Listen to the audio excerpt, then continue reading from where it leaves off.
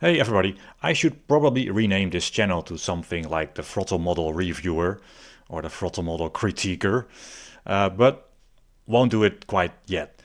A bit of an update. I hope I still have some of you guys' attention with all the throttle model stuff. Yes, I want to be critical, but I also want to educate, or at least do my best. So, with the perfectly executed MS Paint video of last week, I showed you in more detail why I consider the Assetto Corsa Evo throttle model to be maybe not quite good enough. And recently there has been some news. So in this video, Assetto Corsa news, iRacing news, and I will build you an engine. We will look at some real-ish data from a Ferrari, and I will use my tool to make an engine with all the throttle modeling and even other things going on in a relatively short amount of time, to sort of dispose of the myth that maybe a more complicated throttle model is a lot of work, takes a lot of time, is difficult to do. No, some people even suggest that it would be too hard for a modern CPU to run. No, simple models are available.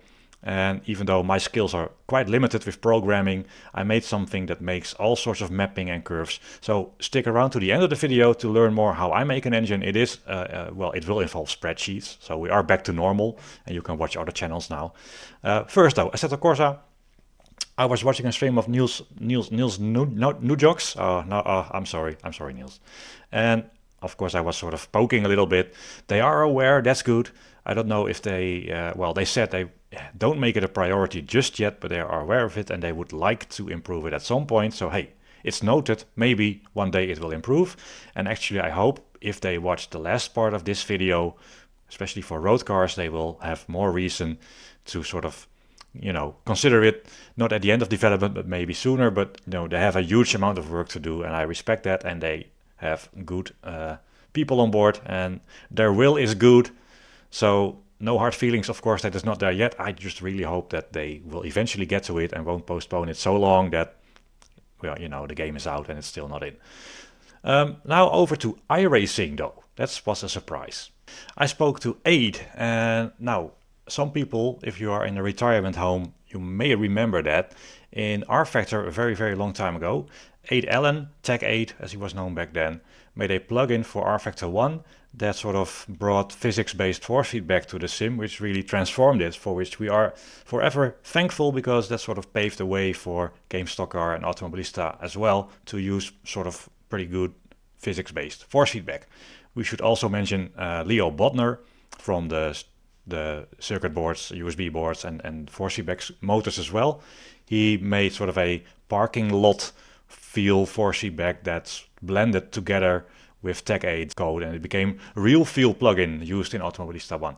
Really nice. I said to him how he can easily sort of make these curves from iRacing, so knowing Tech 8, he put the tech to work and he got some curves. And interestingly, this is also, I think, at 10% throttle intervals. It shows that while some cars in iRacing still use the old method, there's definitely a model available to iRacing that is different. So here we have the Formula Ford 1600, and this is a bit different than the linear sort of standard model that we've criticized before.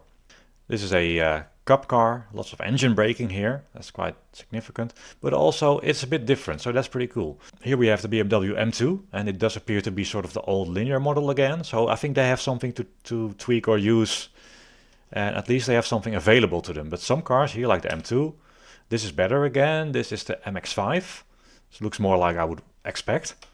But here we have a Porsche Cup car, which again looks quite linear, more like the old dubious maybe model. So this is the SRF. Don't really know what car that is, but it's blue. Definitely different. So iRacing, with the car I looked at, the Lambo, is still having the old model. Some cars in iRacing have a better model, which is very nice to see. Glad they did that. And the Formula V has a huge amount of engine braking. I don't really understand that, but maybe it has in real life. Also quite a different mapping. So that is really nice to see that iRacing makes the decision to use a different model on some cars. So why is that? Maybe they feel, and this is the thing, it's always the wake-up call, sim developers do not get data. get it out of your head that whatever the marketing departments say, the data that you get as a sim developer is limited at best, and it will be extremely rare to receive this part throttle torque curve stuff from a racing team. It's extremely unlikely. So you have to make a choice.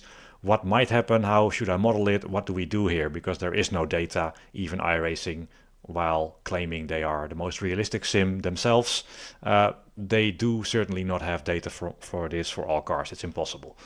So you have to make a choice. And I think iRacing reckons that for some cars like the M2 here, it is a fair approach to use the old model. And maybe that's right, because there is no data, and with no data we don't know. I doubt it, but maybe it's fine. At least they have the ability to do better.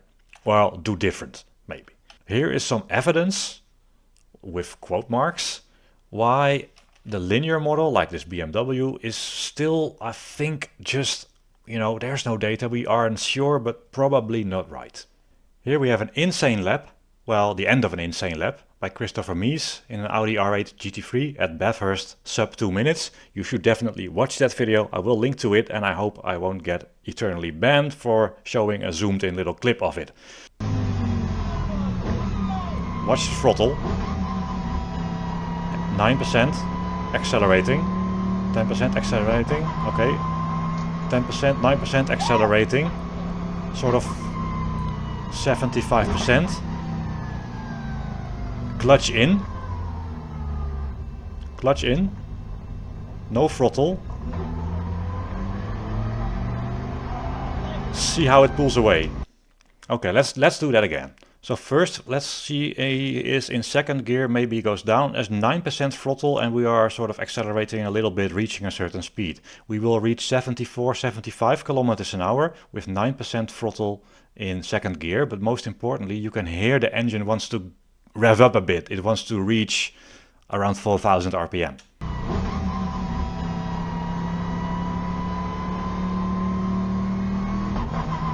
Now 9%. It seems quite eager to reach 4,000 RPM. And now you do not need a huge amount of torque, but this is probably evidence that this gives you more torque at 4,000 RPM with 9% throttle than the linear model that we have applied to iRacing, which they assume is reasonable because they have a different model available. And while this isn't exactly the torque value, we see that at 100% throttle we get up to 36,000 torque units, and at 10% throttle, which is where the real car was at, 9%, around 4,000 RPM, we have about 2,000-ish.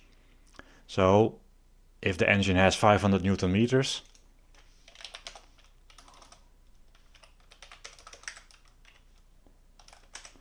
we are currently having 27 Newton meters-ish of torque. I don't think you will sort of noticeably accelerate with 20 Newton meters. It's a 1300 kilo car, and it feels like it sort of wants to go.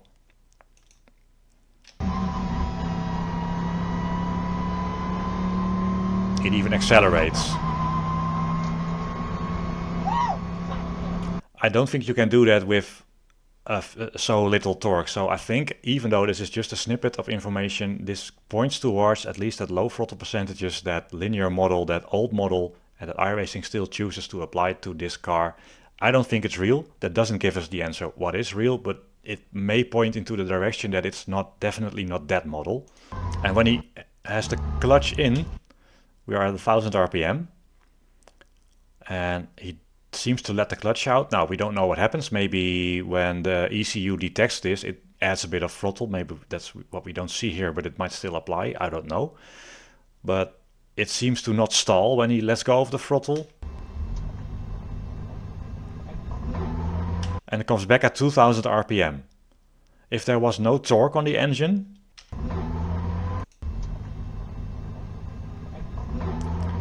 and the speed instantly jumps up a little bit. So we are at 22-ish, and as soon as he lets go of the clutch, we speed up. It adds a few kilometers an hour. And we are at no throttle, 4%, 5%, and we have enough torque to give this 1300 kilo car so you would feel there's a little nudge, a little kick. and that still is not possible with the few newton meters of torque that we get with the linear model. So I know it is not much, but this is some evidence to suggest that the linear old style model, even for modern cars, probably may not apply. That doesn't give us the answer though, what does apply. Final part of the video, I want to show you what it takes to make an engine in a tool that I've made that is quite ugly, even though we have a very nice font in this button here, because I found something online, the torque curve for a Ferrari, I believe it's a 488, which is a turbocharged car.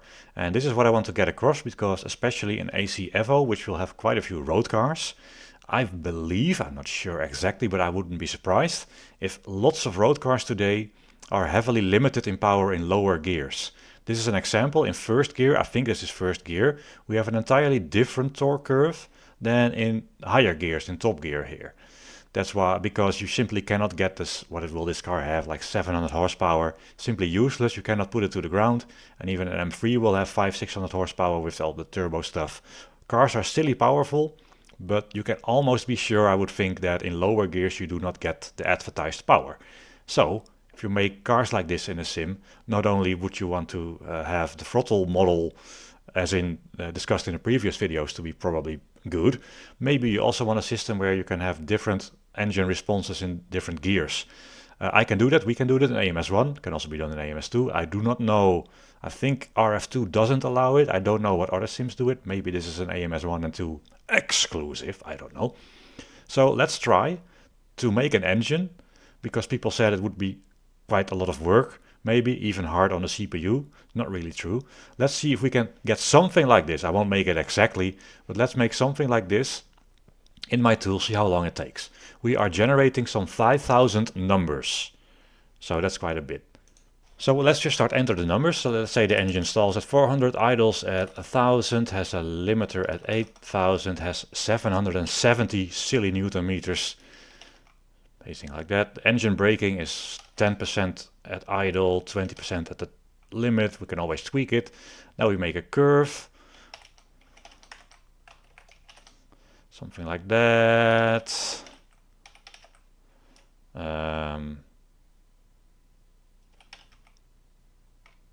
It's not too bad, actually. Something like that. I can change the spacing now, the scale. So let me change that a little bit, because I want this to be more like 2500. Yeah, that ain't too bad. So we have, roughly speaking, and this is not meant to be an exact copy, but so we have this lots of torque, 350-ish, going to 770, flat-ish, and then kinks down. So roughly speaking, that's what we have here. There is a turbo, we will add that and work on that later. You already see now we are having these downsloping lines, so this is already doing some default throttle modeling, but we can tweak the numbers. What I'm doing here is I'm making the most powerful engine, and then we can tweak it for lower for the gears. So let's set some numbers for this, and we will tweak it later. Throttle sensitivity maybe 0.5. We can add bendiness. You see what that does. That makes the curves appear a little bit, bend a little bit. Do we need an offset? I think we will need an offset like that. What's the power of this offset? Well, if I make it 1, it's sort of linear. If I make it 2, it's more, happens more at high revs. Make it more linear. Do I want to cap the engine braking, which I can do? Now I cap it at 0.1. You can see the engine braking curve got limited, but for now let's not go there yet. We'll do it later. So I'll just put it at a high number. So we've made the curve for full power. Now I want this to be the first gear where it has less power. I can make a multiplier. I don't know exactly what I will do. So now we just multiplied in low gears this engine to have less power, which is not great, but we're gonna ramp it up. So maybe like that, because you see what happens in the lower gears. It sort of starts to kink away at 450 newton meters. And then go straight up to 6,500. So we won't be exact with that, but let's say in low gear, we sort of want to, yeah, this is a bit too low. We want to do this maybe at a little bit, it's sort of okay. And this is really basic. I just spent a few days programming something in VBA and it does this. You can always make something better, but it's just to demonstrate that it's not that difficult to make something and do something. 0.8 maybe. So this is not too bad. So now we've got this sloping line. It reaches, what was it? About 750. Well, we are a bit low, but that's probably not too bad. A little bit more. So now, yeah, that's pretty good. So we have this increasing line here. Exactly what we want. We can also fade the torque a bit because it is quite downsloping quite steeply, or a bit less. So I can massage the shape here. For now, this is probably fine.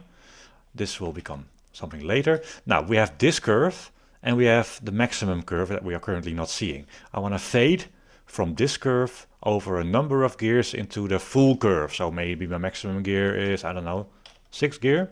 Let's just say that is for now that. We have the same sensitivity, we have the same offset and the same power. We still do not have a negative cap.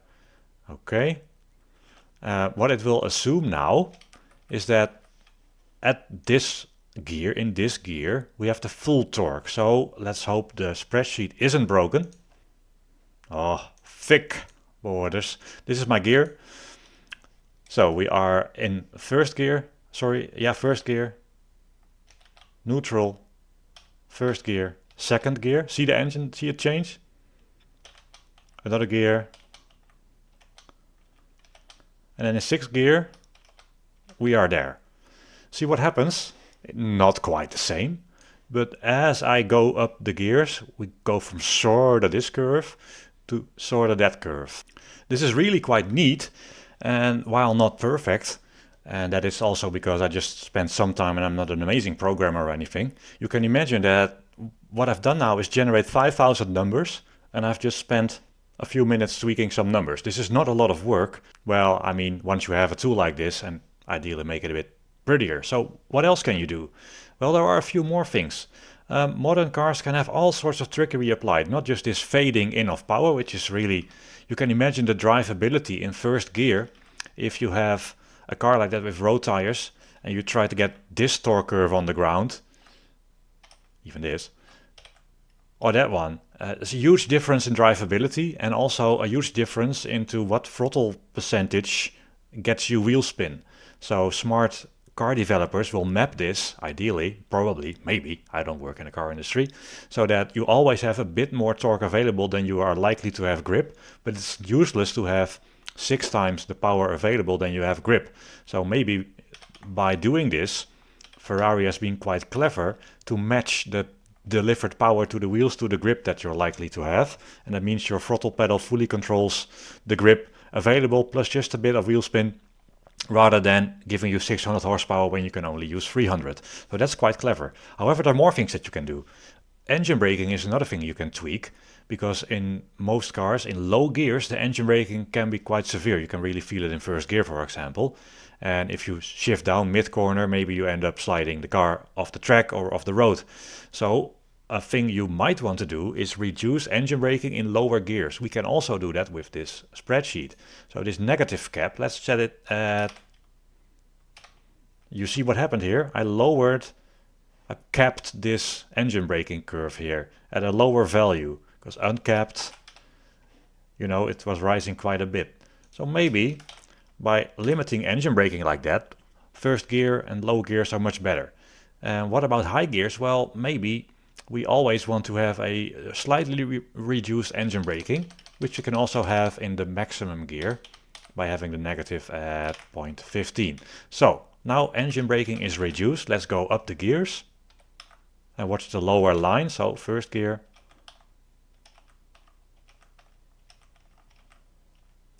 and then gradually we approach a maximum of, this is 15% of the full torque.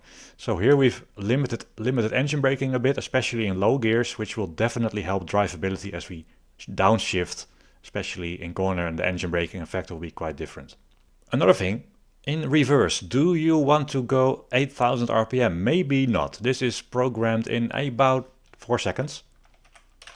I just put a limit on the RPM in reverse gear, and this could be a thing that cars do, I don't know. We can also fine-tune the mapping a bit. Now this will get a bit nerdy, but if we still think we want more differences between the lower gears and the high gears, we can. So let's just, for example, say that we find this a bit too sensitive still. Maybe the low throttle percentage, we're sort of here at 2,000-3,000 RPM. It only takes 10, 20, 30, 40% to be here. Maybe that's too touchy. So maybe we want more offset. Maybe we want something like that. Maybe even that. Maybe this is fair. We have nice evenly spaced lines. You can imagine that this should be more controllable because we need we need more throttle to be up here. So maybe that's fair. And then we go to the higher gears. Let's do the opposite. This doesn't necessarily have to be a drivable engine. It's just an example. So at high gears, let's say, well, we don't really care in high gears. We want to move these lines closer together. So I can change that in the higher gears to maybe, where have my offset here? 0.2. Maybe have them closer together like that. We could well do that. Another thing we can probably do in first gear, well, maybe we want this to slope down a little bit more. Maybe like that, I don't know. Could be more drivable that, you know, at this throttle line here, so that's 20%. Yeah, now we reach 7,000. And now we reach a little bit less. Maybe this is nice. And these are just some things I programmed in a couple of days. Of course, you can program more numbers that tweak the curves. So now we've also changed the sensitivity and the spacing. We can also play with the throttle sensitivity, which sort of tries to offset these lines a bit more. It's 0.5 now. If you make it 0, all these lines will get squished to the bottom. So now my 10% throttle is barely different from 0% throttle. 10% throttle doesn't, it gives us like 200 RPM more, and then we cross the 0. But make it 1, and you can see how that changes everything. Now 10% throttle is quite touchy. So this sensitivity is an important parameter. This doesn't look too bad, because with 10% throttle, we will reach a steady 3,000 RPM. Well, maybe, you know, maybe 10% throttle here, sort of 2,000 RPM. That's nice. Maybe in high gears, though, we don't care about being part throttle, because in 7th gear, you can get all the power to the ground. So instead of having a low sensitivity like that, maybe we want a higher sensitivity, moving the lines up and closer together. So here we have more throttle pedal for the last little bit of torque. So here I've just mapped an engine generating 5,000 numbers in just tweaking with it and talking to the camera for a little bit. Things I haven't shown: in neutral, if I want maximum blipping, race cars, maybe you want to blip. Boom. Now in neutral we have full power, which sounds a bit weird, and I don't know if this is done at all, but it's easy to do, and it means that we need less throttle to blip in neutral, which can be another driving aid, because if you can imagine blipping with this, you need a bit more throttle, a bit more to get the engine to rev up. It will still rev up quite fast, I don't think it will be a problem, but with this it takes less throttle to give it a nice blip in neutral. What we can also do in neutral is have more engine braking. So we've put it that. So we overrule. Now in neutral we have full torque and full engine braking. So in any gear, even 4th gear, we have less engine braking. In 1st gear we have less engine braking. In neutral we have a lot of engine braking. Why? Maybe when we are shifting, we want the revs to drop as fast as possible, especially on racing cars. So this is sort of a hacky override. Just with 0 throttle, we have a lot of engine braking and the revs drop as fast as possible, so we have the smoothest upshift. Just a little trick. This is very easy to program, and you can think of many more things you could do there. One thing we haven't done yet is make it a turbo, which this is. And somebody mentioned, isn't mapping completely different for turbo engines? Well, it might be. We'll see what happens. So it is quite heavily turbocharged from a low RPM. So maybe the turbo starts at 10% RPM, peaks at 30%, and the peak boost is, I don't know, 0.8, and the final boost is 0.6, something like that. What has happened is not a lot, because this spreadsheet understands that the mapping would be completely different, but we first make a normally aspirated engine, make the map, make these curves, and then I iterate with a turbo implemented to approximate the curves that we had without the turbo, but now with a turbo. And this dotted line that appears is sort of the normally aspirated engine. If we have no turbo, we are on this dotted line, but if we have the full turbo boost, it adds this on top. So I don't have to change any mapping in order to now have this response with a turbo engine. Now let's save the file. And now we have, I think, around 5,000 numbers generated. Maybe that was interesting, guys, because there is a lot more going on with engines and throttle models and the torque mapping, especially with road cars. So I wanted to give you a glimpse into a tool I've made that is just making one engine. So what would I do? Well, if I was to make a racing game with lots of cars, I would not only have a tool like this, I would make the entire car in a tool, in a big spreadsheet, because, you know, that's what I like. It also means the spreadsheet will know the gearing of the car, the tires, and the weights and stuff, and the load transfer. So we can calculate in a spreadsheet how much grip the tires have available. So we want to smartly map maybe the engine to the available grip. We can do this fade in of power as you go up the gears without even manually entering any numbers. We can just say, well, let's deliver 25% more power than we feel we have grip, and map the engine that way. It could be a single button, after a lot of programming, of course.